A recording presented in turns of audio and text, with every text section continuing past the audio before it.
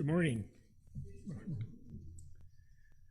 This morning's scripture lesson is from Ruth, the second chapter, the 19th through the 20th verse. Now, before I speak, I read through the scripture reading, whatever it is, and try to get some sense of what's going on. And clearly, these two verses are really packed with a lot of culture and a lot of what was going on at that point in time in the lives of the people. And it would have been well understood at the time, but to us today, 2,000 years later, it's not quite as clear. So just so happens Pastor Google was in the area, so I asked him a couple questions. And he explained that that Ruth was a gleaner, and that what her kind of task was to follow the people that were gathering the hay in the fields and glean the seeds that were left behind. And there were a lot of women did that. And Boaz, as it turns out, was the property owner and had very high stature in the Jewish community at the time. And one of the cultural things is the people of high stature, the wealthy people, had an obligation to the poor people to help them, and in particular close relatives that had hit a rough patch. Why, these people were obligated to step in and help them in whatever way they could. So part of the background is that Boaz told his workers in the field who this woman was, and to make sure she had plenty to glean. So, this leadership part of his title, or how he was described, was the guardian redeemer. Reading from the scripture. Her mother-in-law asked her, "Where did you glean today? Where did you work? Blessed be the man who took notice of you." Then Ruth told her mother-in-law about the one at whose place she had been working. "The name of the man I worked with today is Boaz," she said. "The Lord bless him," Naomi said to her daughter-in-law. "He has not stopped showing his kindness to the living and the dead." She added, "That man is our close relative. He is one of our guardian redeemers." The word of the Lord. Now, one of the things, now that I've said all of that, Pastor Giuseppe gets to come in and clean up my mess. Well, we also have, for our people's testimony, a quote from a Persian poet named Sadi. "An enemy to whom you show kindness becomes your friend." I like that part. "Accepting lust, the indulgence of which increases its enmity." Well, of course, we've got to have like a comma in there where he's going to make it complicated too. But I like that idea. Our enemies become our friends when we show them kindness. One of the frustrations that I had in doing some of the prep for this sermon is there is so much that has to be said about personal enemies, rivals or the bully in school or what have you, because we're a very individualized society. But the bulk of Scripture is largely dealing with communal enemies, enemy groups, or groups that the people in our story, the protagonists, see as the villains, right? That's part of the audaciousness of Jesus when he speaks on the Good Samaritan story. He's taking this group that there's been a lot of conflict with and using this as an example that folks ought to be living into. Now, it is true that Walter has stolen some of my thunder, but take heart, my friends, I still have a lot to say. One of the things I like doing in these book studies, is to just tell the story. And we'll find points along the way that I think are worth holding on to, and the occasional point that I think, I don't like that so much. And there's some reality in the book of Ruth I don't like so much. But there's a lot to love in it, and I hope we can share in some of that together. Now, as all good serialized storytelling does, I need to share with you what's happened previously, in case this is your first episode. All right? So what happened last time was we had a woman named Naomi who was married and had 2 sons. They were in Bethlehem, the city of bread, that was out of bread at the time. They were going through a famine, and so they became asylum seekers, refugees in Moab, an enemy group to the Israelites. Because that's what hunger does, right? When you're struggling to survive, you will seek refuge in a place that maybe you wouldn't have sought refuge before. Nobody does this because it's fun. I remember Cleaver and Edamar saying a few weeks ago, right? So they go over to Moab. They're there for 10 years. The boys grow up. They get married. Apparently, they get married to 2 young Moabite women. Well, that makes sense because they're in the land of Moab. I'm assuming most of the women are going to be Moabite, right? But as life does, sometimes tragedy strikes, and Naomi's husband and sons all die. She is a lone Israelite in the land of Moab, in a culture where the lives of women are dependent on the provision and the whims and the dispositions of men.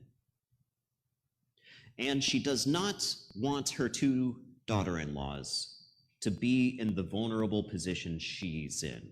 So she heads back towards Bethlehem, and these 2 young women join her until she sits them down and says, "You don't understand. I've got a lot of struggling ahead of me. You need to go back. Go find yourselves some nice young men who will at least put food on the table for you." This is the world we're in, right? Orpah weeps and she leaves. Ruth says, "No. Your people will be my people. Your God will be my God. I'm coming with you." It is a beautiful profession of not just kindness to a beloved relative, but of love and loyalty. So she goes with Naomi into what could be considered enemy territory in the land of Israel to Bethlehem, because the famine is over.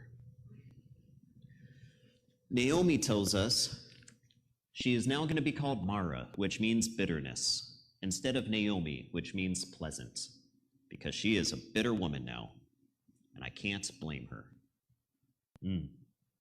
That's where our story left off, except for one crucial detail. Do you know what season it is? It's harvest season. And that means, at the very least, in the midst of all their struggling, in the midst of being houseless, shelterless, they're at least going to have food. For us to really understand this story, we have to understand the Moabites. At least the Moabites according to the Torah scriptures, so the first 5 books of the Hebrew Bible. Because this book is written to combat some of the notions in it. first thing you should know happens to be from the origin stories of the Hebrew people, the book of Genesis. Once upon a time, there was a man named Abraham. And Abraham had a nephew named Lot. And Lot lived in this town that was destroyed for wanton inhospitality, of all things. We forget how important in the ancient world hospitality was. And really in many parts of the world, how important it continues to be, especially for societies that happen to be more communal-minded. The expectation was if a stranger comes to your house, you offer them food and space if you have it to share before they go on their way. And while Lot was entertaining angels unawares, the town turned on them and was destroyed. Lot goes up into the mountains with his 2 daughters who feel that the world has ended, and their daughters assault him and bear 2 kids. I know this is a grotesque story. If it turns your stomach, well, that's the point, because it's propaganda. Propaganda is the stories that we tell about other people to raise us up and to lower them down. And they understood that the Moabites, they are related people to us. They're our kin people. But they were born wrong. They were twisted. And so they would tell this story about their neighbor nation. But the story goes on. Years and years later, the people have been rescued out of Egypt. And the Israelites are on the cusp of the promised land. And they come right up to the border of Moab. One of their last barriers preventing them from the land that God has told them is going to be theirs. And they knock on the door and they say, hey, can we come on through? And Moab says, no. No, you cannot. The descendants of Lot are showing inhospitality. We will not let you through here. Why? Because they're worried about their national security. We got to protect these borders, they're saying. But the people resist. And there is war. And the Israelites get on through. And they claim the promised land. This is the beginning of the Moabites being enemies to the Israelites. In the chapters after this, some Moabite women come in. And you know that's going to be trouble, right? And they seduce the men in the camps of Israel. And they lead them into acts that they're not supposed to be getting into, including idolatry. And so God punishes them all. And the moral of the story is you can't trust Moabites, especially not Moabite women. If you're listening to all of this, like, this is a lot of yikes, Giuseppe. Don't worry, we're going to get to the good stuff, okay? But we have to spend a little bit of time here with the uncomfortable stuff. And our texts, the Torah texts, are not done yet. They have more to say. And what is that? It's don't have relations with the Moabites. Don't you marry them. They're going to get you into trouble. What are you going to do? This is the Jewish law. This is supposed to be the law of the land. In the ages of the judges, conflict continues. Moab and Israel go back and forth, taking turns conquering parts of the land. And this is the time period that the book of Ruth is set in. And our author wants us to remember, to not forget just who this Ruth happens to be. Not just a Canaanite, not just somebody outside of the Israelite people, but a Moabite.